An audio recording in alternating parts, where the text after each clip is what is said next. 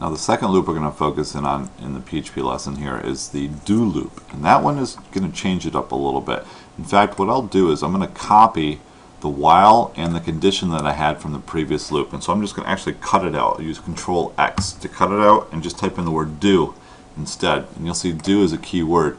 We'll do, we're going to echo out counter.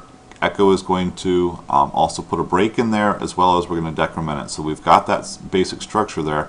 Now the condition doesn't get checked until the end, and so at the very end of my curly brace I'm going to paste in that while counter is greater than or equal to 1 and end that with a semicolon. I'll just space this down so you can get a good look at the do loop, and there's the basic structure of the do loop.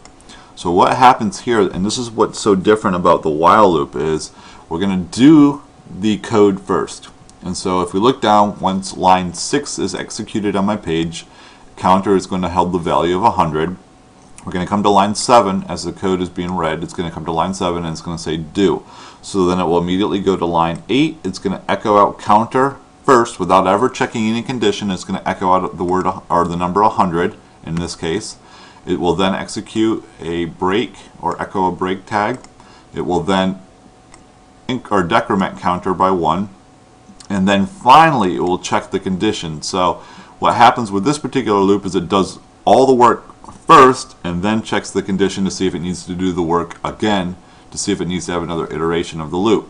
And so now that I'm here, it's going to say while counter is greater than or equal to 1. And in this case, counter is 100, so it is going to be greater than or equal to 1. And so with that being true, it will then send it back up to the do, line number 7, and then repeat it over and over and over again. It's still the same principles apply.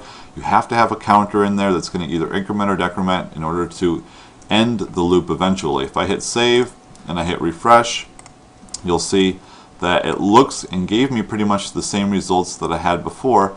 The only difference is the fact that the counter itself doesn't check until the end. And so in fact, if I remove the equal sign on this particular one, and I'll go ahead and hit save, let's see if it shows number 1 this time. I'll refresh it again and come all the way down, and you'll see that it stopped at 2. So let's go ahead and figure this one out.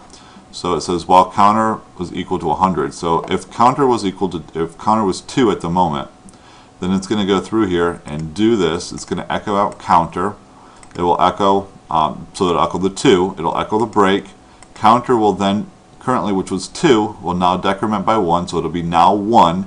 And then at this point in the loop, it's going to say while 1 is greater than 1.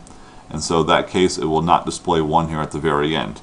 So it just depends on the way that the loop is structured. It kind of is going to depend on how it's set up to determine what is going to actually be displayed here.